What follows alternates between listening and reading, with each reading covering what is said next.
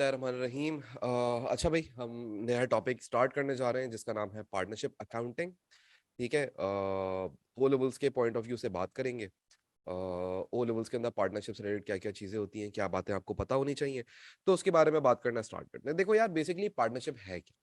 Partnership basically उन तमाम businesses को कहा जाता है जिसमें दो या दो से ज्यादा लोग या दो से ज्यादा ओनर्स मिलकर एक जगह पे इन्वेस्टमेंट करते हैं और उस बिजनेस को चलाना शुरू करते हैं। तो उस टाइप के बिजनेस को हम क्या कहते हैं? उस टाइप के बिजनेस को हम पार्टनरशिप बिजनेस कह देते हैं। ठीक है। यानी कि लेट सपोज मैं हूं और मेरे साथ मेरे दो और फ्रेंड्स हैं और हम लोगों ने मिलके जो है वो एक बिजनेस जो है वो स्टार्ट किया। तो जाहिर सी बात है, उस टाइप के बिजनेस को क्या कहा जाएगा? पार्टनरशिप बिजनेस कहा जाएगा। इसी तरीके से अगर मैं अकेला कोई बिजनेस कर रहा हूँ, सिर्फ मेरी इन्वेस्टमेंट है और मैं खुद ही सिर्फ बिजनेस को सारा देख रहा हूँ, तो उस टाइप के बिजनेस को सोल ट्रेडर बिजनेस कहा जाता है। तो आज से पहले वाली क्लासेस के अंदर हम लोगों ने ये देखा था कि जो सोल ट्रेडर बिजनेसेस होते हैं उनकी फाइनेंशियल स्टेटमेंट्स कैसे बनती हैं, सोल ट्रेडर की बैलेंस शीट कैसे बनती है, सोल ट्रेडर की इनकम स्टेटमेंट कैसे बनती है। आज की क्लास के अंदर जो हम स्टार्ट करने जा रहे हैं इस टॉपिक में हम पार्टनर्स के बारे में बात करेंगे। अच्छा, यूजुअली बोलता है कि जो पार्टनरशिप है, अब जरा देखिएगा, एक पार्टनरशिप बिजनेस है और partnership is an unincorporated business with 2 to 20 owners with share capital, profit, losses and responsibilities. यानी कि होता क्या है कि यार, आपकी कोर्सेज के अंदर जो पार्टनर्स होते हैं वो 2 से लेके 20 लोग तक हो सकते हैं। वैसे इन रियल वर्ल्ड पार्टनर्स होने की कोई खास लिमिट है नहीं, मैंने नहीं देखी कहीं, लेकिन यहाँ लिखा हुआ होता है, अक्सर आपकी किताबों में हमने देखा है। तो 2 से लेके 20 लोग तक हो सकते हैं पार्टनर्स, और वो क्या चीज शेयर करेंगे? कैपिटल शेयर करेंगे, यानी अपना पैसा शेयर करेंगे। प्रॉफिट जो भी होगा कारोबार में वो शेयर करेंगे। अगर कारोबार में कोई लॉस हो जाता है तो वो ये लोग शेयर करेंगे, और जो अगर रिस्पॉन्सिबिलिटीज भी कुछ होंगी तो वो भी शेयर करेंगे। अब सवाल ये उठता है कि यार, मैं अपना एक कारोबार चला रहा था, अच्छे से मेरा कारोबार चल रहा था, और कारोबार चलते हुए मैं एक और पार्टनर कारोबार में क्यों लेके आना चाहूंगा? मैं अपना एक बिजनेस कर रहा हूँ, बहुत अच्छा चल रहा है, सब कुछ सेट चल रहा है, मैं एक और पार्टनर अपने बिजनेस के अंदर क्यों लेके आना चाहूंगा? तो यार मैं ये सोचूंगा कि यार देखो, मैं अकेला अगर कारोबार कर रहा हूँ तो यार मेरी एक लिमिटेड इन्वेस्टमेंट है। लेट सपोज मैंने किसी कारोबार के अंदर जो है वो 4 मिलियन या 5 मिलियन की मैंने इन्वेस्टमेंट करी हुई है। ठीक है। 40-50 लाख रुपए मैं लगा के बैठा हूँ एक कारोबार के अंदर। अब अगर मैं आपसे ये बोलूं कि यार मेरी जो इन्वेस्टमेंट है, माई इन्वेस्टमेंट इज 5 मिलियन। ठीक है। अब मुझे अगर इस कारोबार को बड़ा बनाना है, मुझे इस कारोबार को और ज्यादा आगे स्केल पे लेके जाना है, तो जाहिर सी बात है मुझे मजीद कैपिटल की जरूरत होगी, मजीद इन्वेस्टमेंट की जरूरत होगी। तो मैं क्या करूंगा? मैं एक एडिशनल पार्टनर बुला लूंगा, और वो जो पार्टनर है वो भी लेट सपोज आता है और 5 मिलियन मेरे साथ इन्वेस्ट करता है। तो इसका मतलब अब हम लोग 1 करोड़ रुपए का कारोबार बना सकते हैं, यानी कि अब हमारा 10 मिलियन का बिजनेस बन जाएगा। तो सबसे पहला फायदा तो मुझे ये नजर आता है कि किसी भी पार्टनर को बिजनेस में लाने का, कि यार जो कैपिटल है वो ज्यादा हो जाएगा। कैपिटल क्या हो जाएगा? ज्यादा हो जाएगा। तो ये पहला एडवांटेज होता है पार्टनरशिप बिजनेस।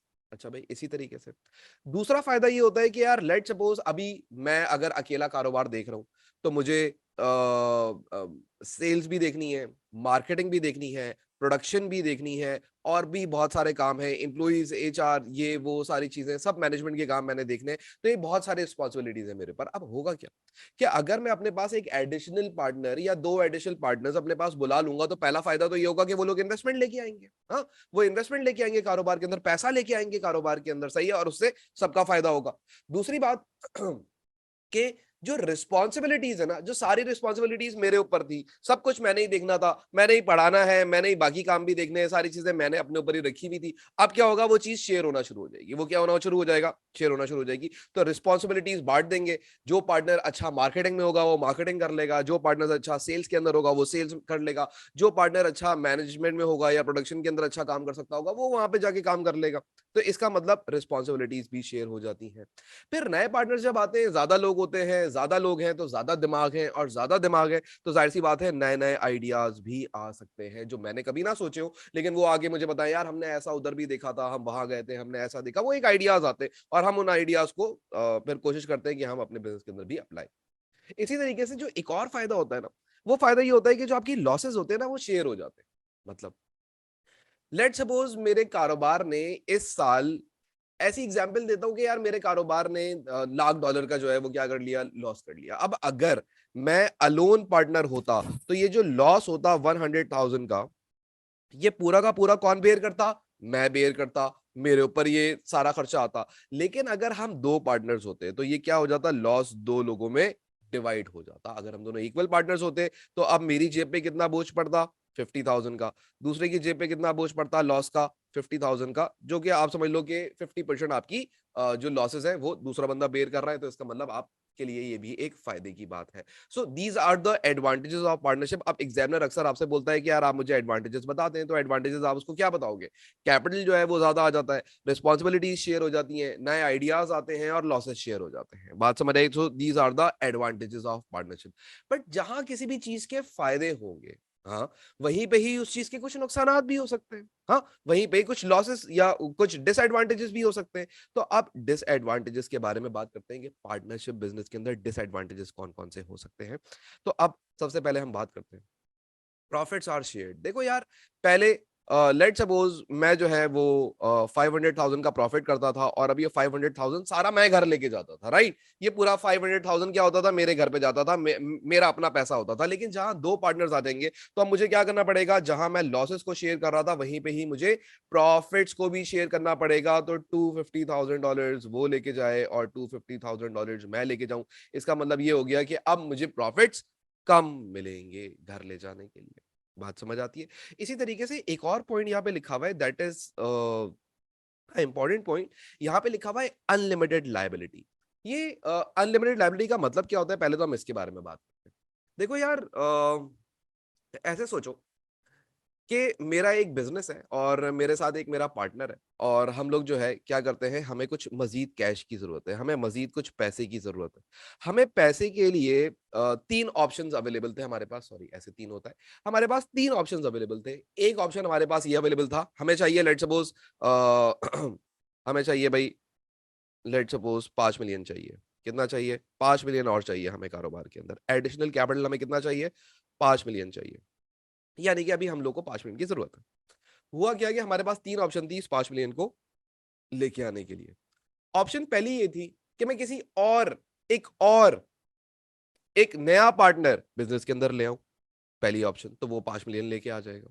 दूसरी ऑप्शन, मैं या मेरा दूसरा पार्टनर कुछ पैसा घर से उठा के उधार पे बिजनेस के अंदर एज अ लोन दे दें, यानी कि मैं कुछ पैसा अपने घर से लाऊं और 5 मिलियन बोलूं कि यार ये मैं एज अ लोन दे रहा हूं, एज अ इन्वेस्टमेंट नहीं है, एज एन इन्वेस्टमेंट नहीं है, ये लोन है, मैं लोन दे सकता हूं अपने बिजनेस को। या फिर ऐसा भी हो सकता है कि हम किसी बैंक जाएं और किसी फाइनेंशियल इंस्टीट्यूट से, किसी बैंक से हम कुछ 5 मिलियन का लोन ले आए। अब लेट सपोज हम पार्टनर ने डिसाइड किया कि यार हम एक काम करते हैं, हम जो है ना किसी नए पार्टनर को लाने से बेहतर है हम बैंक जाके 5 मिलियन का लोन ले लेते हैं। हमने क्या ले लिया? 5 मिलियन का बैंक लोन ले लिया। ठीक है। अब होगा क्या कि हमें इस लोन के ऊपर जो हमने लोन लिया है उसके ऊपर एक फिक्स रेट ऑफ इंटरेस्ट पे करना होगा एनुअली, 10%, 8%, 6%, कुछ भी हो सकता है, वो तो डिपेंड करता है जो भी आपकी बातचीत हुई है। अच्छा, साथ साथ एक टाइम आएगा 5 साल बाद या 6 साल बाद या 10 साल बाद, मैंने इस लोन को पे ऑफ भी करना होगा। क्या करना होगा? पे ऑफ करना होगा। अब लेट सपोज आप ऐसे सोचो कि यार 5 साल गुजर गए, अब हमने ये 5 मिलियन बैंक को वापस करना, ठीक है, ये बैंक को वापस करने। लेकिन 5 साल बाद प्रॉब्लम ये आई कि हमारे पास 5 मिलियन नहीं पड़े हुए। तो अब बैंक क्या करेगा? बैंक ये बोलेगा कि भाई कोई बात नहीं, अगर आपके पास 5 मिलियन नहीं पड़े हुए तो हम आएंगे आपके बिजनेस में, और आपके बिजनेस में यानी मेरे और मेरे दोस्त के बिजनेस के अंदर आके वो हमारे एसेट्स को सेल करेंगे। किसको सेल करेंगे? एसेट्स को सेल करेंगे। कहां के एसेट्स को सेल करेंगे? बिजनेस के। अच्छा जी, बैंक ने आके हमारे सारे एसेट्स बेच दिए, और एसेट बेचने के बाद भी बैंक के पास जो रिकवरी हो पाई, वो कितनी रिकवरी कर पाया बैंक? 4 मिलियन की। हालांकि बैंक को कितना पैसा चाहिए था? 5 मिलियन। लेकिन बैंक ने हमारे सारे एसेट्स बेच दिए बिजनेस के, तब भी उसके पास कितनी रिकवरी हो पाई? 4 मिलियन। तो अगर आप अभी देखें तो अभी भी बैंक को कितने और पैसे चाहिए? 1 मिलियन। और 1 मिलियन के लिए पता है क्या करेगा बैंक? बैंक हमारे एसेट्स मजीद बेचेगा, और इस बार पता है कौन से एसेट्स बेचेगा? बिजनेस के एसेट्स नहीं, पर्सनल एसेट्स। पर्सनल एसेट्स बेचेगा, यानी कि मेरी कोई गाड़ी बेच देगा, मेरा मेरा कोई अगर कोई मेरा घर होगा एक कोई, या कोई प्लॉट होंगे, तो वो क्या करेगा? वो मेरे पर्सनल एसेट्स को बेच के अपना पैसा पूरा करेगा। इसको कहा जाता है अनलिमिटेड लायबिलिटी। यहाँ कोई लिमिट नहीं लगती। मैं पैसे नहीं दे पाया, पहले आया मेरे बिजनेस के सारे एसेट्स बेचे, रिकवरी पूरी हो गई तो घर चला जाएगा। अगर वो बेचने के बाद भी रिकवरी नहीं होती तो फिर वो मेरे पर्सनल एसेट्स यानी कि मेरे घर की चीजों को बेचना शुरू कर देगा। तो इस चीज को कहा जाता है, ये अनलिमिटेड लायबिलिटी होती है। अनलिमिटेड लायबिलिटी का मतलब जब तक पैसा पूरा नहीं हो जाएगा तब तक वो आपकी चीजें, आपके एसेट्स, भले पहले वो बिजनेस के बेचेगा और बिजनेस के बेचने के बाद वो आपके पर्सनल एसेट्स बेचना शुरू कर देगा। इसका मतलब आगे जाके जब मैं आपको कभी कोई एक और टॉपिक पढ़ाऊंगा जिसके अंदर लिमिटेड लायबिलिटी होगी, तो वो उसका मतलब वाइस वर्सा सिचुएशन हो जाती है, यानी वो सिर्फ बिजनेस के एसेट्स बेच सकता है, उसके अलावा कुछ और नहीं बेच सकता। बट अभी हम अनलिमिटेड लायबिलिटी के बारे में बात कर रहे हैं, तो अनलिमिटेड लायबिलिटी से हमें क्या समझ आया कि अनलिमिटेड लायबिलिटी का मतलब ये कि वो आपके बिजनेस के एसेट्स तो बेच ही सकता है बैंक, हाँ, जिसको आपने उधार देना है, लेकिन साथ साथ अगर वो वहां से पैसे रिकवर नहीं कर पाता तो वो आपके पर्सनल एसेट्स भी बेचेगा। ये एक नुकसान है पार्टनरशिप बिजनेस का, ठीक है, ये एक डिसएडवांटेज है पार्टनरशिप बिजनेस का कि यार मैंने लगाए तो जो पैसे थे वो तो गए गए, मेरे घर से भी कुछ सामान लेके वो उसने बेच दिया अपने पैसे पूरे करने के लिए बैंक, ठीक है। अच्छा भाई, फिर इसी तरीके से एक और डिसएडवांटेज है, और वो डिसएडवांटेज कौन सा है कि यार जो पार्टनर्स होते हैं ना, उनके बीच में कॉन्फ्लिक्ट आ सकता है। कॉन्फ्लिक्ट आने का मतलब क्या है कि यार किसी एक डिसीजन के ऊपर दोनों सेट नहीं बैठ रहे हो, या दोनों को सेम बात नहीं समझ आ रही हो, तो कुछ कॉन्फ्लिक्ट आ जाएगा, नहीं इसको ऐसे करते हैं, दूसरा बोलेगा नहीं इसको ऐसे करते हैं, तीसरा बोलेगा नहीं इसको ऐसे करते हैं, तो कॉन्फ्लिक्ट आ जाता है। या फिर अक्सर ये हो जाता है कि जब हमने कोई डिसीजन लेना होगा पार्टनर्स को, तो एक मीटिंग बुलाई जाएगी, सारे पार्टनर्स को बिठाया जाएगा और उनसे बैठ के बात की जाएगी उस चीज के बारे में। लेकिन अब जब वो मीटिंग बुलाओगे, बिठाओगे, बात करोगे, तो इट विल टेक टाइम, तो हमारे जो डिसीजंस होंगे बिजनेस के वो डिले होना शुरू हो जाएंगे, लेट होना शुरू हो जाएंगे। तो यहाँ पे बोलता है कि स्लो डिसीजंस, ठीक है, स्लो डिसीजन हो सकते हैं, पार्टनर्स के बीच में कोई कॉन्फ्लिक्ट हो सकता है, तो ये वो वाली बात लिखी। क्लियर हो गई यहाँ तक बात? देख लो, ये सारी बातें क्लियर है। अनलिमिटेड लायबिलिटी मैंने आपको क्लियरली समझा दिया, बाकी सारे तो नॉर्मल सी चीजें थी। मुझे बता दो यहाँ तक सबको क्लियर है, कोई टेंशन नहीं है यहाँ तक, ठीक है। चल, अब मैं आपसे कुछ मजीद बात करता हूं कि जो पार्टनरशिप का बिजनेस होता है ना, पार्टनरशिप के बिजनेस के अंदर कुछ चीजें होती हैं, वो कुछ चीजों के बारे में बात करते हैं। हम पहली चीज के बारे में बात करते हैं जिसे हम कहते हैं इंटरेस्ट ऑन कैपिटल। मैं आपको कुछ समझाने जा रहा हूं पहले ना, इंटरेस्ट ऑन कैपिटल। ये इंटरेस्ट ऑन कैपिटल क्या होता है? सबसे पहले तो आप ये समझ लो कि कैपिटल किसको कहते हैं। कैपिटल का मतलब तो ओनर की इन्वेस्टमेंट। अब लेट सपोज दो पार्टनर्स थे, एक पार्टनर ए था और एक पार्टनर बी था। पार्टनर ए ने इन्वेस्टमेंट करी हुई थी 100,000 की, पार्टनर बी ने इन्वेस्ट करी हुई थी 80,000 की, ठीक हो गया। अब होता क्या है कि यार कोई भी पार्टनर या कोई भी बंदा जब बिजनेस के अंदर इन्वेस्ट करता है, तो वो बिजनेस के अंदर इन्वेस्ट करते हुए ये देखता है कि क्या मुझे कोई इसके ऊपर इंटरेस्ट मिलेगा जो मैं पैसे रखवा रहा हूँ यहाँ पे बिजनेस के अंदर जमा करवा रहा हूँ। क्यों? फर्ज करो कि यार मैं किसी एक बैंक में जाता हूँ, ऐसी इस एग्जाम्पल से हट के मैं एक बैंक में जाता हूँ और वहां जाके अगर मैं 100,000 इन्वेस्ट कर दूं, तो क्या बैंक मुझे उसके ऊपर इंटरेस्ट देगा? यस, वो मुझे इसके ऊपर इंटरेस्ट देगा, वो मुझे इसके ऊपर इंटरेस्ट बिल्कुल देगा, ठीक है। 5%, 6% कुछ भी दे सकता है, बैंक इंटरेस्ट देगा। तो इसी तरीके से अगर मैं अपना पैसा बैंक में रखवाने के बजाय किसी कारोबार के अंदर दे रहा हूं, अगर मैं किसी कारोबार के अंदर लगा रहा हूं, तो जाहिर सी बात है मुझे उस पैसे के ऊपर भी कोई ना कोई इंटरेस्ट चाहिए होगा। तो लेट सपोज हमारे इस बिजनेस में एक एग्जांपल ले लेते हैं। एक बिजनेस में हम लोगों ने ये बात करी हुई थी कि पार्टनर्स जो हैं वो 10% का इंटरेस्ट ऑन कैपिटल लिया करेंगे, यानी कि एनुअल बेसिस पे जो भी पार्टनर की इन्वेस्टमेंट होगी, उस इन्वेस्टमेंट के ऊपर पार्टनर को $10,000 इंटरेस्ट के नाम पे मिलेंगे और दूसरे पार्टनर को $8,000 इन्वेस्टमेंट के नाम पे मिलेंगे। अब ये 10% क्यों लगाया गया? एक लॉजिक तो मैंने आपको ये दे दी कि यार आप ये पैसा अगर कहीं और रखवाते तो भी आपको इसको इंटरेस्ट देना पड़ता, लेकिन ये बात ना सेटिस्फैक्टरी नहीं लगती थोड़ी सी। मैं मजीद बात करता हूँ।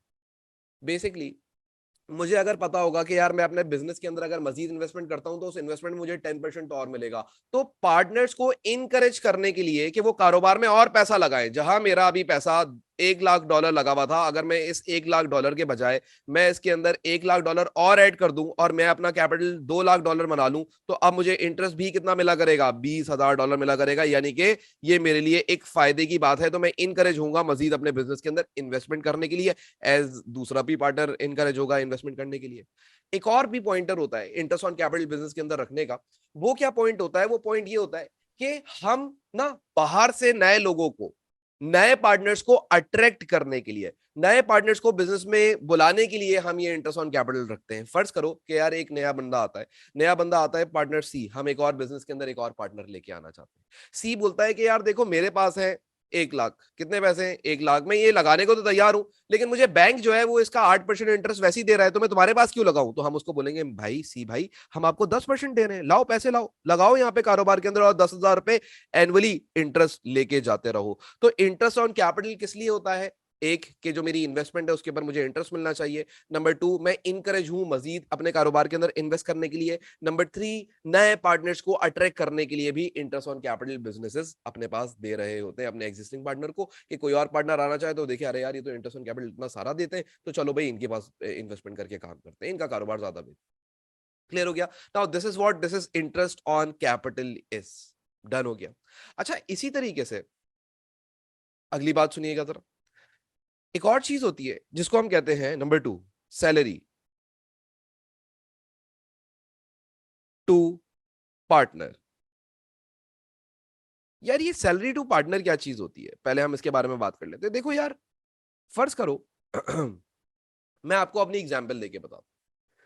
देखो यार, मेरा एक अपना एक इंस्टीट्यूट है, राइट, सीआई नेटवर्क। अब वहां पे क्या होता है कि यार वो मैं उसको ओन करता हूँ, राइट, ठीक है, मैं उसको ओन कर रहा हूँ, ठीक है, मैं डायरेक्टर हूँ सीआई नेटवर्क का, और मैं वहां पढ़ाता भी हूँ।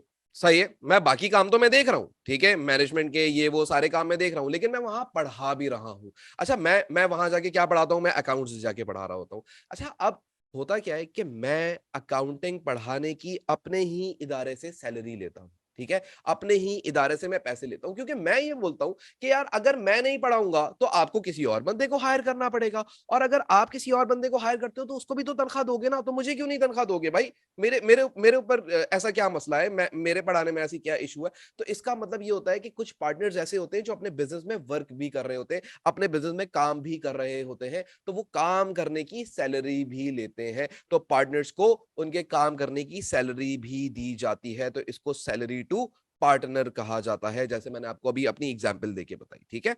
अच्छा, इसी तरीके से आगे बात करते हैं। अगली चीज जो होती है उसको हम कहते हैं नंबर थ्री। ये एक और चीज आप दिमाग में रखिएगा इस टॉपिक को स्टार्ट करने से पहले, इंटरेस्ट ऑन ड्राइंग्स। यार ये इंटरेस्ट ऑन ड्राइंग्स क्या चीज होती है, इसके बारे में बात करते हैं। एक सेकंड दीजिएगा जरा।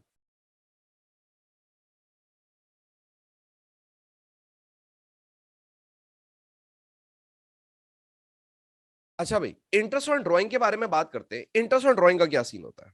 देखो, सबसे पहले आप ये समझो कि बेटा ड्राइंग्स किसको कहा जाता है, ड्राइंग्स क्या चीज होती है। पहले तो ड्राइंग्स के बारे में बात करते हैं। देखो यार, ड्राइंग्स का मतलब होता है ओनर कोई चीज बिजनेस से विड्रॉ करके घर ले जाए। ड्राइंग्स ओनर किस किस चीजों की कर सकता है? ड्राइंग्स जो होती है ना, ड्राइंग्स ड्राइंग्स ओनर कर सकता है नंबर वन।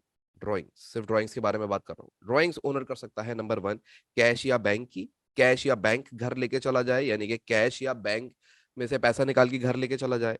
नंबर टू, या तो कोई नॉन करंट एसेट उठा के घर ले जाए, जैसे कि कोई मोटर व्हीकल ले गया या कोई और एसेट ले गया। और इसी तरीके से तीसरी चीज, कोई इन्वेंट्री उठा के घर लेके चला जाए।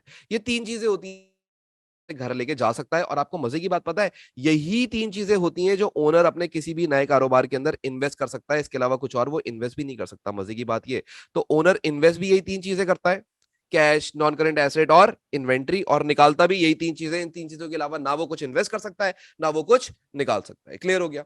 अच्छा, अब हम बात करते हैं इंटरेस्ट ऑन ड्रॉइंग्स की। देखो यार, होता क्या है बेसिकली, ये interest on drawing partnership business के अंदर क्यों होता है?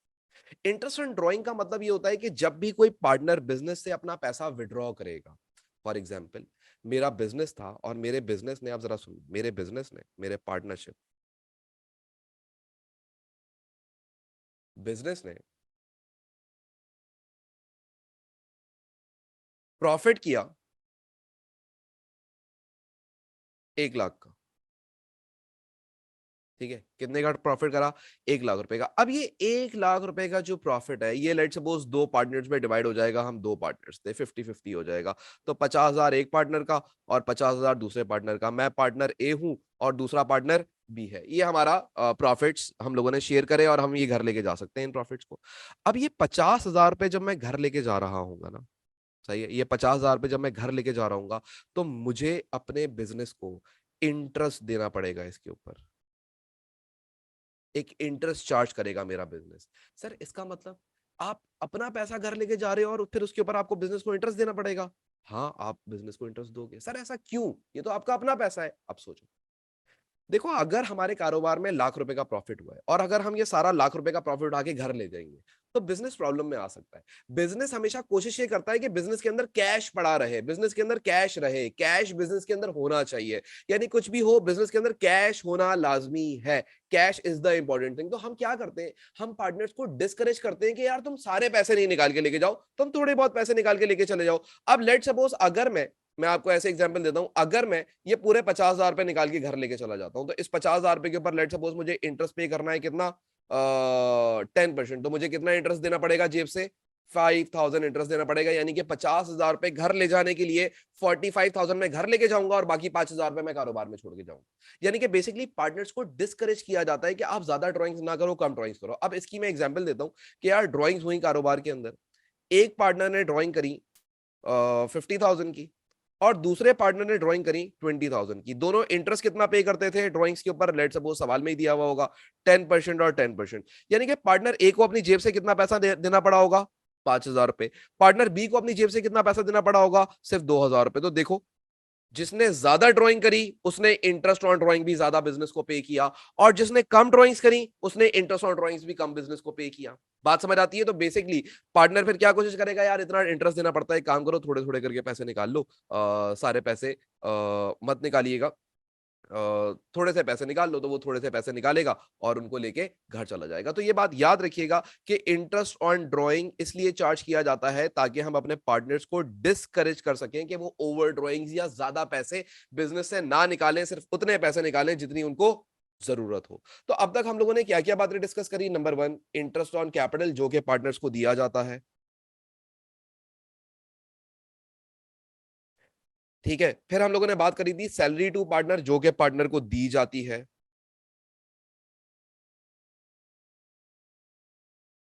और फिर हमने तीसरी बात करी इंटरेस्ट ऑन ड्राइंग्स के बारे में, जो पार्टनर से बिजनेस चार्ज करता है। ये पार्टनर को दिया नहीं जाता, बल्कि इंटरेस्ट ऑन ड्राइंग पार्टनर से लिया जाता है कि भाई तुम ड्राइंग करोगे तो इतना इंटरेस्ट तुम्हें पे करना पड़ेगा, इतना इंटरेस्ट तुम्हें देना पड़ेगा। बात समझ आती है? तो यहां पे हम लिखेंगे इंटरेस्ट ऑन ड्राइंग्स।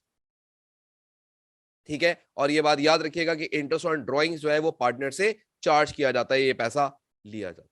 क्लियर हो गया? अच्छा, क्या सर ये इंटरेस्ट ऑन कैपिटल जो आपने यहाँ पे बात करी, ये मैं थोड़ा सा मिटा देता हूँ। ये इंटरेस्ट ऑन कैपिटल आपने बात करी, तो क्या इंटरेस्ट ऑन कैपिटल सवाल के अंदर गिवन होगा कि कितना परसेंट है, या हमें खुद निकालना है? बेटा सवाल में गिवन होगा, let suppose interest on capital 10% है। इसी तरीके से सैलरी क्या हमें गिवन होगी? हाँ बेटा गिवन होगी। या तो वो बोल देगा 12,000 पर एनम, पूरे साल की दे सकता है, या फिर वो ऐसे भी बोल सकता है कि 1,000 पर मंथ। तो अब आपको सैलरी जब भी आपको चाहिए होगी तो वो टोटल चाहिए होगी, तो इसको आप मल्टीप्लाई बाय 12 करके पर एनम खुद कैलकुलेट कर लेंगे। सैलरी आपको पर एनम ही चाहिए होती है, नॉर्मली सवालों में पर एनम ही देता है, लेकिन अगर किसी सवाल में पर मंथ दे दे तो उसको मल्टीप्लाई बाय 12 कर ले। ठीक हो गया? उसके बाद क्या सर इंटरेस्ट ऑन ड्राइंग की परसेंटेज भी सवाल में गिवन होगी? यस, सवाल के अंदर गिवन होगी। तो सर ये परसेंटेजेस कब डिसाइड होती हैं? ये 10%, ये सैलरी कितनी मिलेगी, ये 5% का इंटरेस्ट ऑन ड्राइंग, ये कब डिसाइड होता है? तो सुनो बात को गौर से, ये कब डिसाइड होता है? जब पार्टनरशिप बिजनेस बन रहा होता है, तो जब पार्टनर्स आपस में बैठते हैं तो वो आपस में बैठने के बाद एक अग्रीमेंट करते हैं। क्या करते हैं? अग्रीमेंट करते हैं। यहां लिखते हैं, पार्टनर्स क्या करते हैं? एक अग्रीमेंट करते हैं। और उस अग्रीमेंट के अंदर क्या होती है?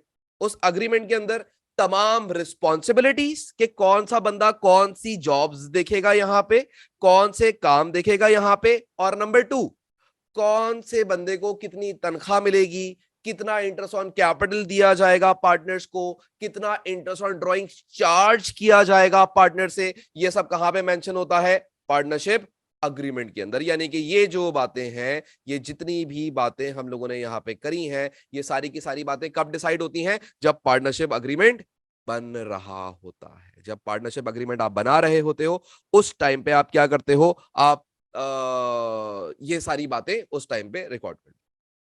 क्लियर हो गई बात यहां तक? पहले तो ये देख लो, interest on capital, salary to partners, interest on drawing. सब लोग मुझे बताएंगे क्या ये वाली बातें आपको क्लियर है कि ये क्या चीजें हैं और ये कब बनती हैं और ये कैसे बनती हैं? ठीक है, सब लोग देख लो गौर से और सब लोग मुझे बताओ, सबको क्लियर है ये सारी बातें? ठीक है, ठीक है, ठीक है, ठीक है, ठीक है, ठीक है, ठीक है। शाबाश, ठीक है। अच्छा, अब पता है कभी कभी क्या होता है, कभी कभी ऐसा होता है कि यार, सुनना, ये बड़ी इंपॉर्टेंट बात करूं, दो तीन लोग हैं, उन्होंने आपस में मिलकर कारोबार शुरू कर दिया, और उन्होंने जब कारोबार शुरू किया ना, तो कारोबार शुरू करते हुए उन्होंने कोई ये डिस्कशन नहीं करी कि क्या होगा, कोई अग्रीमेंट नहीं बनाया, कुछ नहीं बनाया, और कारोबार शुरू कर दिया। अब अगर पार्टनरशिप बिजनेस एक ऐसा बिजनेस हो जिसके अंदर पार्टनरशिप अग्रीमेंट ना मौजूद हो, अच्छा, ये अग्रीमेंट जो है ना पार्टनरशिप करने का, ये कोई इनके ऊपर कोई लीगल चीज नहीं है, ये इनके लिए ये एक नॉर्मल चीज होती है, करे तो अच्छी बात है, ना करे तो कोई फर्क नहीं पड़ता। कुछ बिजनेस ऐसे होते हैं जो बिजनेस स्टार्ट कर देते हैं लेकिन उन्होंने अग्रीमेंट नहीं बनाया हुआ होता। अब वो बिजनेसेस जो स्टार्ट हो चुके हैं, बिजनेस चल रहे हैं, लेकिन उनके बीच में अग्रीमेंट नहीं है, और अगर पार्टनरशिप के बीच में अग्रीमेंट ना हो और पार्टनर्स के दरमियान कोई कॉन्फ्लिक्ट आ जाए, ठीक है, पार्टनरशिप अग्रीमेंट मौजूद ना हो, पार्टनरशिप अग्रीमेंट, ये सारी बातें आपने पहले से डिसाइड ना की हुई हो, और ये सारी बातें ना डिसाइड की हुई होने के बाद आपके पार्टनर्स के बीच में कॉन्फ्लिक्ट आ जाए। अगर ये बातें हुई भी होती और कॉन्फ्लिक्ट आता, तो आप उन्हीं में ही चलते जो अग्रीमेंट था, जो लिखा हुआ था, जो सुन्नत तरीका था कि भाई पहले लिख लो, और लिखो और उसके बाद फिर आगे काम करेंगे, वो ज्यादा बेहतर है। लिख लो एक बात को, ताकि किसी के दिल में चोर हो तो वो भागे लिखने से। बात समझ आती? अच्छा, अगर मैं फर्ज कर रहा हूं कि आपने बिजनेस स्टार्ट कर लिया था और ये अग्रीमेंट नहीं बना हुआ था, फिर क्या हो, और पार्टनर्स के बीच में कॉन्फ्लिक्ट आ गया, फिर याद रखिएगा कि जब पार्टनर्स के बीच में अग्रीमेंट ना बना हुआ हो, तो एट दैट टाइम, यहां पे जरा सुने, all partnerships has a partnership agreements in which responsibilities and entitlements are mentioned। वैसे तो तमाम पार्टनरशिप बिजनेस के अंदर ये होता है, however if there is no agreement then the terms of partnership act 1980 is followed। यहां पे बोलता क्या है कि अगर पार्टनरशिप अग्रीमेंट की एब्सेंस हो, अगर पार्टनरशिप अग्रीमेंट मौजूद ना हो, तो उस टाइम पे तुम लोग फॉलो करोगे एक एक्ट, पार्टनरशिप एक्ट 1980। ये पार्टनरशिप एक्ट 1980 क्या बात करता है, पहले इसके बारे में बात करते हैं। अब ये एक्ट कब आएगा सामने, ये कब आएगा, एक्ट कब यूज होगा, जब पार्टनरशिप अग्रीमेंट मौजूद नहीं था। अगर पार्टनरशिप अग्रीमेंट मौजूद है, अगर आपने अग्रीमेंट पहले से बनाया हुआ है, तब तो इस एक्ट का कोई काम नहीं है, फिर ये एक्ट बीच में नहीं आएगा। बट अगर फर्ज कर लो कि पार्टनरशिप अग्रीमेंट मौजूद नहीं था, तो फिर कॉन्फ्लिक्ट आ गया, अब क्या होगा, इस एक्ट को फॉलो किया जाएगा। अब ये एक्ट अपनी टर्म्स क्या बताता है, terms of partnership act 1980 are, अब टर्म्स देखिएगा, number 1, residual profit and losses will be shared equally. पहली बात, कोई भी पार्टनर हो, कितनी भी इन्वेस्टमेंट वाला हो, सबसे पहले तो आपने ये करना शुरू कर देना है कि तमाम पार्टनर्स को जो प्रॉफिट है वो इक्वल बांटा जाएगा। यानी कि अगर 2 पार्टनर्स हैं या 3 पार्टनर्स हैं, तो अगर 1 लाख का प्रॉफिट हुआ है, और अगर 3 पार्टनर्स हैं, तो इसको डिवाइड बाय 3 करके बांटा जाएगा, यानी इक्वली बटेगा। ये कौन कह रहा है, पार्टनरशिप एक्ट कह रहा है। अगर अग्रीमेंट बना हुआ होता ना, तो अग्रीमेंट में पहले ही लिखा होता, भाई मैं 70% लूंगा, तुम्हारा बिजनेस का मैं तुम्हें 30% ही दूंगा, इससे ज्यादा नहीं दूंगा। सही है, मतलब ऐसे करके हमने कोई भी एग्जाम्पल एक साइड की भी होती है, हमने कोई अग्रीमेंट जो है वो हम लोगों ने बनाया हुआ, राइट। अच्छा, अगर अग्रीमेंट नहीं था, तो सबसे पहला काम क्या होना शुरू हो जाएगा कि जो पार्टनर्स हैं उनको जो प्रॉफिट्स और लॉसेस हैं वो इक्वली बांटने पड़ेंगे आपस में। दूसरी बात, no partner should be entitle to interest on capital. किसी भी पार्टनर को इंटरेस्ट ऑन कैपिटल नहीं दिया जाएगा। उसके बाद अगली बात, no partner is charge on interest on drawings. जो पार्टनर जितनी भी ड्राइंग्स करना चाहे, उसको उन ड्राइंग्स के ऊपर कोई भी इंटरेस्ट चार्ज नहीं किया जाएगा। इसी तरीके से अगली बात, interest on loan from partner is paid 5% per annum. इस बात का मतलब क्या है, पहले तो ये हम समझते हैं। देखो, सबसे पहले तो ये समझे कि लोन फ्रॉम पार्टनर क्या होता है, पहले इसके बारे में बात करते हैं, फिर मैं आपको आगे बताता हूं, ठीक है। हम यहां पे लिखते हैं लोन फ्रॉम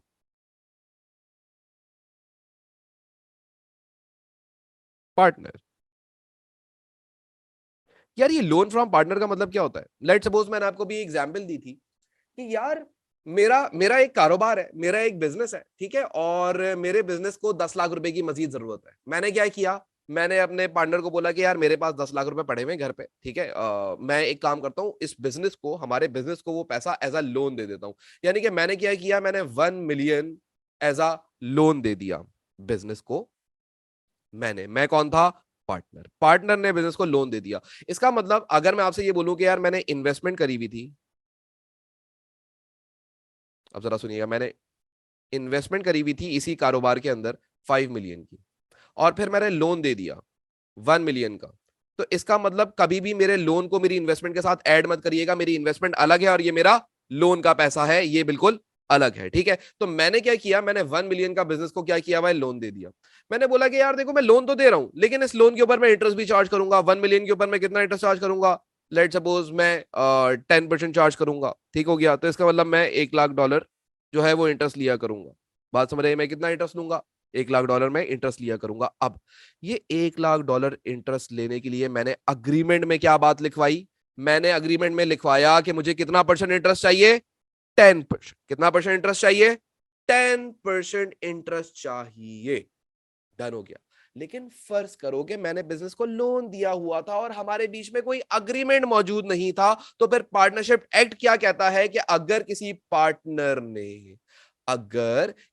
पार्टनर ने बिजनेस को लोन दिया हुआ है, तो उस लोन के ऊपर उस पार्टनर को सिर्फ कितना परसेंट इंटरेस्ट मिलेगा, 5% मिलेगा। अगर अग्रीमेंट होता तो वो मैं खुद ही लिखा हुआ होता कि यार 10% है, 12% है, 20% है। लेकिन अगर अग्रीमेंट नहीं है तो फिर मुझे कितना परसेंट लोन का इंटरेस्ट मिलेगा, सिर्फ बिजनेस से 5% मिलेगा बाय डिफॉल्ट। सर हमेशा 5%? यस, ये एक्ट है, तो एक्ट को बिल्कुल एक्ट की तरह ही फॉलो करोगे जैसे फॉलो किया जाता है। क्लियर हो गई बात? तो ये पार्टनरशिप एक्ट है और इसके ऊपर आप क्या करोगे, 5% का इंटरेस्ट पे करोगे। आगे सुनो जरा, अगली बात, no partner is entitled to salary, और किसी भी पार्टनर को कोई सैलरी वैलरी अब नहीं मिलेगी। हाँ, अब मर्जी ये करना है काम करो, नहीं करना है नहीं करो, लेकिन अब तनख्वाह वनख्वाह नहीं मिलेगी। बात समझ आती है? आप सैलरी नहीं मिलेगी आपको, इतनी सी बात वो करता है आपसे। क्लियर? ठीक हो गया। अच्छा जी, ये था आपका पार्टनरशिप एक्ट। और पार्टनरशिप एक्ट जो है उसके ये आपके पास जो 5 क्लॉजेज हैं ये आपको पता होने चाहिए, पक्के होने चाहिए। कभी कभी हो सकता है कि एग्जाम में बोले कि पार्टनरशिप अग्रीमेंट नहीं था, तो आप क्या करोगे, प्रॉफिट लॉसेस इक्वल शेयर करोगे, इंटरेस्ट ऑन कैपिटल नहीं दोगे, इंटरेस्ट ऑन ड्राइंग नहीं चार्ज करोगे। अगर किसी पार्टनर ने बिजनेस को लोन दिया हुआ था तो उस लोन के ऊपर 4% का इंटरेस्ट पे करोगे, और किसी भी पार्टनर को कोई भी तनख्वाह सैलरी नहीं मिलेगी। क्लियर? डन होती है तक बात? बताओ। पार्टनरशिप, ये पार्टनरशिप एक्ट 1980 भी समझ आ गया सबको? देख लो, मुझे बताओ बेटा सब लोग जल्दी जल्दी से। पार्टनरशिप एक्ट 1980 सबको क्लियर है? ठीक हो गया यहां तक? हाँ, कॉपी करते रहा करो, साथ साथ कॉपी करते रहा करो।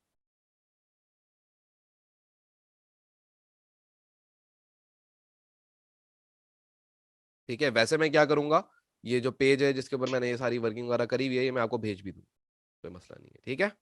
अच्छा भाई, अब हम बात करते हैं कि यार ये जो फाइनेंशियल स्टेटमेंट्स बनेंगी पार्टनरशिप की, ठीक है, ये फाइनेंशियल स्टेटमेंट के अंदर ये जो फाइनेंशियल लिखा हुआ है स्पेलिंग गलत है ये, ठीक है, तो आप लोग कॉपी करते हुए स्पेलिंग सही लिखिएगा, ये टाइपिंग एरर हुआ हुआ है इसके अंदर, ठीक है, मैं बाद में सेट करवा लूंगा उससे।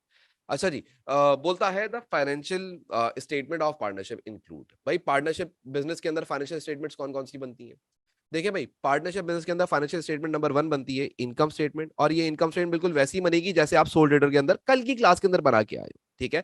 फिर एक चीज का एडिशन आएगा और वो जो चीज होगी उसको हम कहते हैं एप्रोप्रिएशन अकाउंट। ये एक्सटेंशन होती है इनकम स्टेटमेंट की। एप्रोप्रिएशन अकाउंट के बारे में अभी हम थोड़ी देर में बात करना स्टार्ट करेंगे। और इसी तरीके से तीसरी चीज जो आप बनाओगे वो स्टेटमेंट ऑफ फाइनेंशियल पोजीशन बनेगी, ऑलमोस्ट ऑलमोस्ट ऑलमोस्ट सेम बनेगी जैसे सोल ट्रेडर की बनती थी। छोटा मोटा डिफरेंस होगा, इसके अलावा और कोई मसला नहीं होगा, लेकिन ये छोटा मोटा राइट, छोटा मोटा डिफरेंस होगा।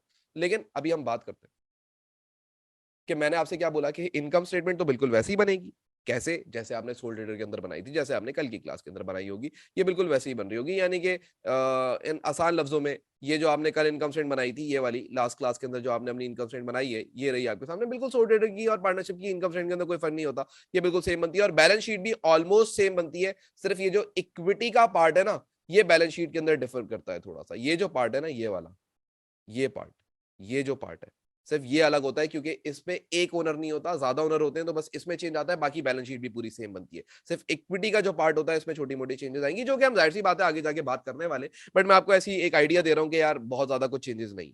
अच्छा जी, अब हम बात करते हैं, ये इनकम स्टेटमेंट के बारे में मैं अभी कोई बात नहीं करूंगा, मतलब ऐसा कोई इतनी कोई डिटेल वाली चीज नहीं है। हम बात करते हैं एप्रोप्रिएशन अकाउंट। एप्रोप्रिएशन अकाउंट जो होता है ना, अब जरा सुनिएगा, ये क्या होता है। जब तुम इनकम स्टेटमेंट बनाते थे ना, इनकम स्टेटमेंट के फौरन बाद तुमने बनाना है ये एप्रोप्रिएशन अकाउंट, ठीक है।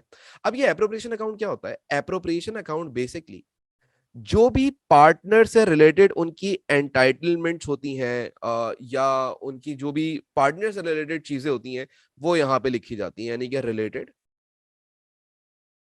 To partners.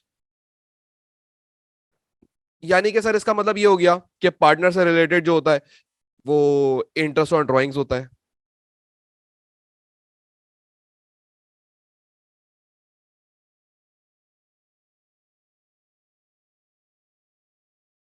सर पार्टनर से रिलेटेड जो होता है इंटरेस्ट ऑन कैपिटल होता है।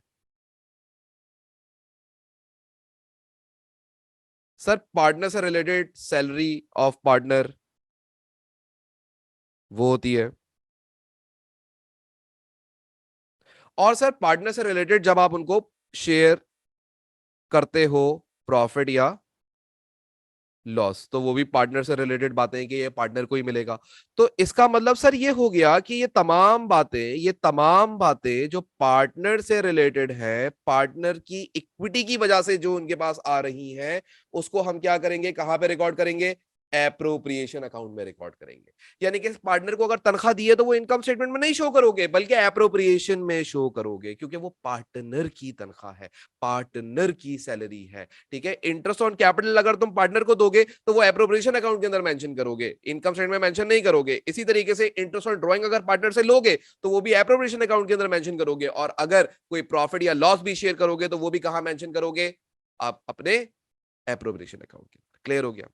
बोलता है जो एप्रोप्रिएशन अकाउंट होता है ना, देखो ये जो एप्रोप्रिएशन अकाउंट होता है ना, ये it is an extension of income statement and it shows the distribution of profit derived from the income statement among the partner. यानी कि ये बेसिकली पार्टनर्स को जो भी डिस्ट्रीब्यूशन की जाएगी, ये इसकी डिस्ट्रीब्यूशन यहाँ शो की जाती है। अब ये बड़ा सिंपल सा है, आप देखोगे ना, आपको 2 मिनट के अंदर ये बात समझ आ जाएगी। सबसे पहले जो एप्रोप्रिएशन अकाउंट आप बनाओगे मेरा बच्चा, तो appropriation account is an extension of income statement. तो स्टार्ट कहां से होगा, सर नेट प्रॉफिट से। बेटा नेट प्रॉफिट कहां से मिलेगा, सर अभी तो ऊपर आपने इससे पहले इनकम स्टेटमेंट बनाई होगी और उस इनकम स्टेटमेंट से आपको प्रॉफिट आया होगा। सर क्या वही प्रॉफिट यहाँ पे लाके लिख देंगे, हाँ बेटा वही प्रॉफिट यहाँ पे लाके लिख दोगे। लेट सपोज 2 लाख का, कितने का प्रॉफिट, 2 लाख का। मैं ऐसी एग्जाम्पल देके ये आपसे एक बात कर रहा हूँ, ये 2 लाख रुपए का आपने प्रॉफिट यहाँ पर। अब इसके बाद आप अगली चीज क्या करोगे, आपको याद था कि इंटरेस्ट ऑन ड्राइंग्स जो था हम वो पार्टनर्स पे चार्ज किया करते थे, पार्टनर से वो पैसा लिया करते थे। तो लेट सपोज 2 पार्टनर्स हैं, पार्टनर ए है और पार्टनर बी है। दोनों ने ड्राइंग्स करी हुई थी, एक ने ड्राइंग्स करी हुई थी लेट सपोज 50,000 की, और एक ने ड्राइंग्स करी हुई थी लेट सपोज 20,000 की। दोनों को इंटरेस्ट ऑन ड्राइंग्स देना पड़ेगा अपनी जेब से, इसको भी 10% देना पड़ेगा, इसको भी 10%। सर ये 10% कहां से लाए, बेटा एग्जाम्पल दे रहा हूं, एग्जाम्पल दे रहा हूं समझाने के लिए, और कुछ भी नहीं है। तो इधर 5,000 आ जाएगा और इधर आ जाएगा कितना, मेरे ख्याल से 2,000 आ जाएगा, राइट। अच्छा भाई, तो अगर मैं आपसे ये बोलूं कि यार आपने टोटल जो पार्टनर से ड्राइंग्स का इंटरेस्ट लिया है वो कितना लिया है, 7,000 लिया है। ठीक है, तो अब आप क्या करोगे, जो आपका प्रॉफिट था ना, ये पैसा भी प्रॉफिट में ऐड हो जाएगा। ये पैसा किस में जाके ऐड हो जाएगा, प्रॉफिट में ऐड हो जाएगा, क्योंकि ये पैसा तुमने पार्टनर से लिया है। तो अब प्रॉफिट कितना बन जाएगा, 207,000। क्लियर हो गया। फिर उसके बाद आपके पार्टनर्स ने जो बिजनेस के अंदर इन्वेस्टमेंट करी हुई थी, तो उस इन्वेस्टमेंट के ऊपर उनको इंटरेस्ट भी मिलेगा उनके कैपिटल के ऊपर। तो भाई पार्टनर ए ने इन्वेस्टमेंट करी हुई थी लेट सपोज 120,000, और पार्टनर बी ने इन्वेस्टमेंट करी हुई थी लेट सपोज 10,000, वो सॉरी 100,000। ठीक है, तो इस इनको हम इंटरेस्ट ऑन कैपिटल भी लेट सपोज चलो 10% ही दे देते हैं, क्योंकि एग्जांपल दे रहे हैं, ये परसेंटेज सवाल में गिवन होंगी, बट आप अभी ऐसी कोई भी एग्जांपल ले लो। अब पहले पार्टनर को 12,000 रुपए दिए जाएंगे और दूसरे पार्टनर को कितने दिए जाएंगे, 10,000 रुपए दिए जाएंगे। ठीक है, यानी कि 10 + 12 कितना होता है, तो ये आप अगर कैलकुलेट करो तो ये होता है 22,000। ठीक है, तो 22,000 प्रॉफिट में से निकाल के किनको दे दिए जाएंगे, पार्टनर्स को दे दिए जाएंगे। फिर इसी तरीके से दोनों पार्टनर जो थे वो अच्छे पार्टनर्स थे, तो दोनों अपने बिजनेस में काम भी करते थे। तो लेट सपोज एक पार्टनर जो था वो उसको सैलरी हम देते थे 20,000 की, और जो दूसरा पार्टनर था उसको हम सैलरी देते थे 15,000 की। तो टोटल हमने सैलरी कितनी दी है दोनों पार्टनर्स को, ये इधर ही आएगा ना, सैलरी 20,000 और 15,000। ठीक है, तो ये बन गया 35,000। तो ये 35,000 भी माइनस हो जाएगा आपका प्रॉफिट में से, यानी कि 2,07,000 माइनस करो जरा बच्चा, कैलकुलेट करके बताओ। 2,07,000 में से माइनस करो पहले 22,000 जो कि इंटरेस्ट ऑन कैपिटल था, और फिर माइनस करो सैलरी, और वो सैलरी कितनी माइनस होगी? 35,000 सैलरी माइनस हो जाएगी। तो आंसर कितना आएगा बताओ? 150,000। ये जो तुम्हारे पास 150,000 रिमेनिंग आया है ना, ये जो 150,000 आपके पास रिमेनिंग आया है, this 150,000 is known as residual profit. कौन सा profit? Residual profit. Residual profit का मतलब क्या है? रेजिडुअल प्रॉफिट का मतलब होता है बचा कुचा profit, the remaining profit after the appropriation. आपने इंटरेस्ट ऑन ड्राइंग भी चार्ज कर लिया, इंटरेस्ट ऑन कैपिटल दे भी दिया, तनख्वाह वनख्वाह सैलरी वगैरह भी दे दी, अब बचा कुचा कितना पैसा है? 1.5 लाख रुपए है, 150,000। ठीक हो गया। अब लेट सपोज ये दोनों पार्टनर्स में आप 150,000 क्या करोगे? डिवाइड कर दोगे, बांट दोगे। अब ये 150,000 आप दोनों पार्टनर्स में कैसे बांटेंगे? लेट सपोज मैं आपको एग्जांपल देता हूँ कि यार ये दोनों पार्टनर्स ना एक साथ इन्वेस्टमेंट करके काम शुरू किया था, तो दोनों जो प्रॉफिट्स है ना वो इक्वली शेयर करते हैं, यानी कि इनका जो प्रॉफिट शेयरिंग रेशियो है वो क्या है? 1:1 है, यानी पहले और दूसरे दोनों का प्रॉफिट शेयरिंग रेशियो कितना है? 1:1 है। तो ये 1:1 अगर होगा तो इसका फ्रैक्शन कैसे बनाओगे? आप बोलोगे 1:1, यानी दोनों को प्लस कर लो आपस में, तो क्या बन जाएगा? 1+1 2। तो ए पार्टनर को मिलेगा 1/2 और बी पार्टनर को मिलेगा 1/2। लेट सपोज अगर हम ये प्रॉफिट शेयरिंग परसेंटेज चेंज करके 3:2 कर देते, 3:2, तो इसका मतलब क्या होता है कि टोटल कर लो कितना बन रहा है? 5 बन रहा है। तो ए पार्टनर को कितना फ्रैक्शन मिलता और बी को कितना मिलता? देखो प्रॉफिट के कितने हिस्से होंगे इस बार? टोटल 5 हिस्से होंगे, 5 में से 3 हिस्से ए को मिल जाएंगे और 2 हिस्से बी को मिल जाएंगे। अगर 2:1 का प्रॉफिट शेयरिंग होता पार्टनर्स के बीच में, तो इसका मतलब प्रॉफिट के टोटल कितने हिस्से होते? 3 हिस्से होते। फिर ए और बी, ए को कितने मिल जाते? 3 में से 2 हिस्से ए ले जाता, और एक हिस्सा जो है 3 में से वो किसको मिलता? फिर बी को मिलता। दिस इज हाउ ये हम फ्रैक्शंस बना लेते हैं। ठीक है, तो इस बार ये दोनों हाफ हाफ डिवाइड करते थे, यानी 1/2 एंड 1/2, आधा आधा करते थे ये। तो अब इनका कितना आंसर आ जाएगा? जरा कोई बच्चा कैलकुलेट कर लो, डिवाइड करो, पता नहीं मैं शायद गलत ना कर दूं। वो 150 तो 60 कितना बन रहा है? 75 ना? यस, सही। तो एक पार्टनर को मिल जाएगा 75, दूसरे पार्टनर को मिल जाएगा 75। ठीक है, तो ये 150,000 आपके पास से माइनस हो जाएगा टोटल, और आपके पास आखिर में आंसर कितना बनेगा? एप्रोप्रिएशन अकाउंट में हमेशा नील बचा करेगा, कोई भी आंसर एंड में नहीं बचा करेगा। जो भी प्रॉफिट होता है वो बांट दिया जाएगा पार्टनर्स को। This is how we prepare the appropriation account. तो पहले तो ये देख लो कि आपको ये क्लियर है एप्रोप्रिएशन अकाउंट? कोई मसला यहां तक? कोई टेंशन? मैंने सारी आपको डिटेल बता दी क्या चीज ऐड हो रही है। सिर्फ ऐड एक ही चीज होती है, इंटरेस्ट ऑन ड्रॉइंग्स, इसके अलावा कुछ ऐड नहीं होता। बाकी सब तो सब्ट्रैक्ट होता है, interest on capital, salary salary, और फिर रेजिडुअल प्रॉफिट बढ़ जाता है। क्लियर हो गई बात यहां तक सबको? ये आप लोग क्या करो, जरा एप्रोप्रिएशन अकाउंट अपने पास जल्दी जल्दी से कॉपी कर लो, फिर उसके बाद हम आगे बात करेंगे। सही है? चलो सब लोग ये पूरा एप्रोप्रिएशन अकाउंट अपने पास बना लो, ये ऐसे ऊपर से लिखना। सही है? ये के, और ये एग्जाम्पल में मैंने जो नंबर्स लिखे हैं ना, इन नंबर्स के साथ आप कर लीजिएगा इसको कॉपी। सही है? सब लोग कॉपी कर लें, मुझे बस एक सेकंड दीजिएगा, मैं आ रहा हूँ। सही है? अच्छा भाई, आगे स्टार्ट करते हैं। और आगे हम क्या बात करते हैं? आगे हम बात करते हैं, एक छोटा सा क्वेश्चन है, वो अप्लाई करते हैं, अटेंड करके देखते हैं कि कैसा है क्वेश्चन। फिर उसके बाद ये बाकी चीज़ें तो आपको मैं आगे जाके समझाऊंगा। ठीक है, ये वापस इसके ऊपर आऊंगा, पेजेस के ऊपर। बट अभी मैं आपको ये समझाऊं।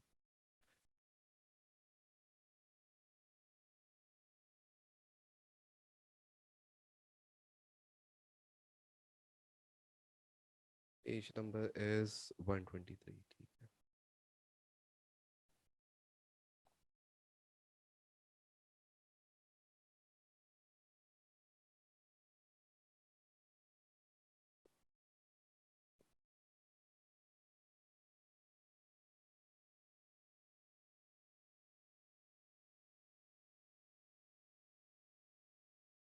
ये तो मैन्युफैक्चरिंग है।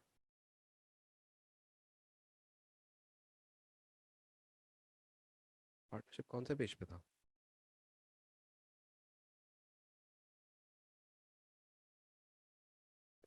अच्छा, नहीं, 197 पे, सॉरी।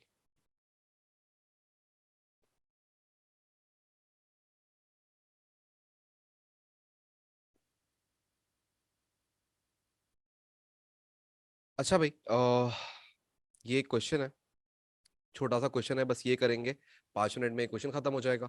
उसके बाद बस आपका मेन पार्ट जो है वो कंप्लीट होगा, फिर अगले पार्ट पे आगे बढ़ेंगे। अच्छा, एक सवाल है, एग्जाम्पल 1 है, एग्जाम्पल 1 देखिएगा जरा। बोलता है कि दो पार्टनर्स हैं, Fin and Jin are in partnership sharing profit and losses 3:2, यानी कि इनका प्रॉफिट शेयरिंग रेशियो क्या है, 3:2 है।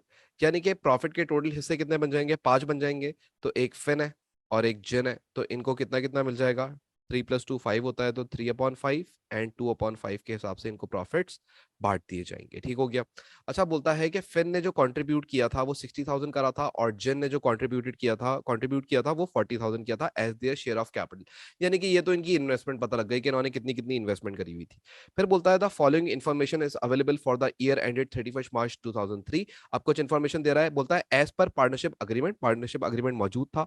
Fin is entitled to an annual salary of 7200, यानी कि फिन को क्या मिलेगी, कुछ 7200 की सैलरी भी मिलेगी। The calculations by the accountant shows interest on capital is to be provided 6,000, इस बार डायरेक्ट दिया हुआ है, इंटरेस्ट ऑन कैपिटल 6,000 मिलेगा एक को, फिन को, and 4,000 to be provided to Jin, और जिन को कितना मिलेगा, 4,000 मिलेगा। ठीक है।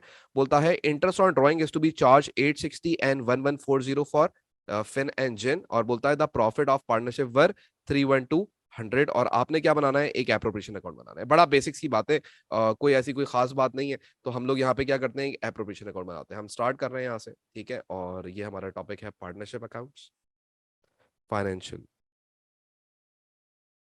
स्टेटमेंट। आपकी बुक के अंदर एक क्वेश्चन होगा, निकाल लीजिएगा, पार्टनरशिप टॉपिक के अंदर, फाइनेंशियल स्टेटमेंट बुक 2 के अंदर होगा, financial statement of partnership. Example 1 कर रहे हैं हम, ठीक है। एग्जाम्पल 1 के अंदर हम लोगों ने एप्रोप्रिएशन अकाउंट बनाना है, ठीक है। और एप्रोप्रिएशन अकाउंट एक्सटेंशन होती है इनकम स्टेटमेंट की, तो बनेगा बिल्कुल वैसे ही जैसे नॉर्मल बनता था, ठीक है। इनकम स्टेटमेंट की तरह ही आप इसकी कंटिन्यूशन करेंगे।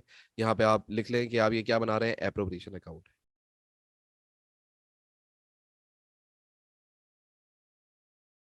और सबसे पहले आप यहाँ पे लिखेंगे नेट प्रॉफिट, और यहाँ से इसको स्टार्ट करेंगे। नेट प्रॉफिट कितना था, 31,200 का था, तो ये सीधे सीधे उठाओ और लिख दो 31,200। ठीक है। फिर आप क्या करेंगे, फिर आप लिखेंगे एड इंटरेस्ट ऑन ड्रॉइंग्स,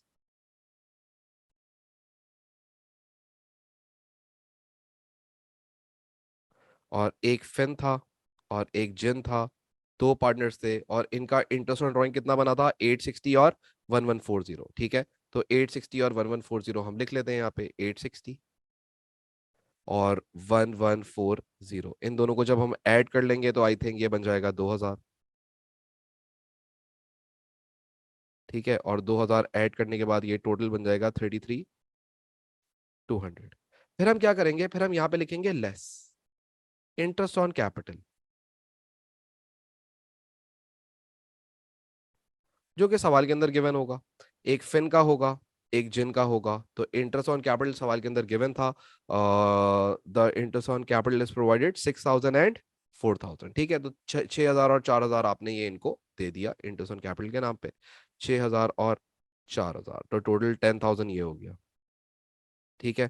फिर उसके बाद आपने एक पार्टनर को मेरे ख्याल से सैलरी दी थी, entitle to annual salary of 7,200, किसको दी थी, फिन को दी थी। तो फिन को 7,200 की सैलरी मिल जाएगी।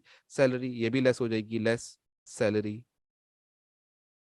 To fin 7,200। बेटा जरा माइनस करके आंसर बताओ कितना बन रहा है आखिर में, 77,000 नहीं है, 7,200 है। माइनस करके जरा आंसर बताओ कितना आंसर आ रहा है इसका, 33,200 माइनस 10,000 माइनस 7,000।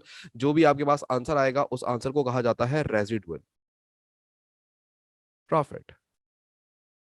वो कितना आ रहा है, 16,000 आ रहा है। ठीक है बेटा, 16,000 आ गया। फिर हम क्या करेंगे, फिर हम यहाँ हेडिंग लिखेंगे शेयर ऑफ प्रॉफिट।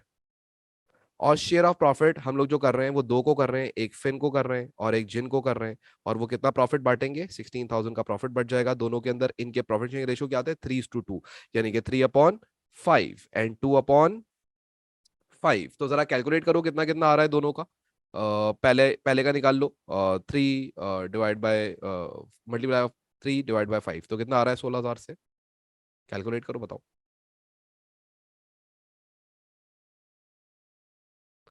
ठीक है। तो 9,600 आ रहा है एक का, और दूसरे का आ रहा है 6400। और जब आप ये दोनों वैल्यूज इसमें से माइनस करोगे तो फाइनल आंसर आपके पास कितना आएगा? नील आएगा, यानी कि ये आपने प्रॉफिट डिस्ट्रीब्यूट कर दिया है amongst the partners. This is how we prepare the appropriation account. देख लो, कॉपी कर लो, कोई क्वेश्चन कोई सवाल तो पूछ सकते। क्लियर है तो क्लियर लिख के बताओगे मुझे।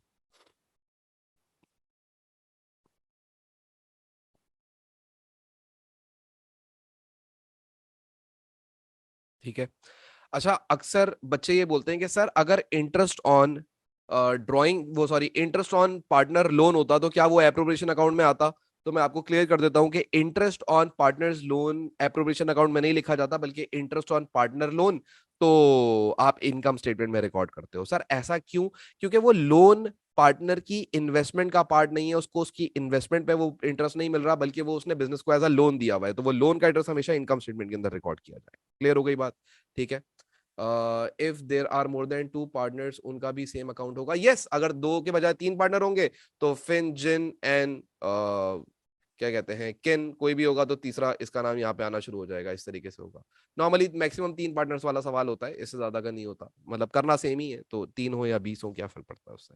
ठीक हो गया। तो आज की क्लास के अंदर हम लोगों ने पार्टनरशिप स्टार्ट किया था, पार्टनरशिप का कोर कॉन्सेप्ट देखा, पार्टनरशिप की फाउंडेशन देखी कैसे होती है, उसमें क्या क्या चीजें होती हैं जिसके बारे में हम लोगों ने बात करी। और फिर आने वाली क्लासेस के अंदर हम बात करेंगे कि पार्टनरशिप के अंदर और मजीद कौन से अकाउंट्स बनते हैं, करंट अकाउंट के ऊपर बात करेंगे, और फिर उसके बाद उसकी फुल फ्लैज क्वेश्चंस करेंगे जिसमें income statements, balance sheets, appropriation account, current account सब कुछ बन रहा होगा। तो वो आने वाली क्लासेस के अंदर हम लोग करेंगे। आज की क्लास में बस इतना ही रखेंगे। आई होप कि आपको जो बातें आज मैंने करी हैं अच्छे से समझ आई होंगी। फिर हम मिलते हैं इंशाल्लाह नेक्स्ट क्लास में। सबको बाय बाय।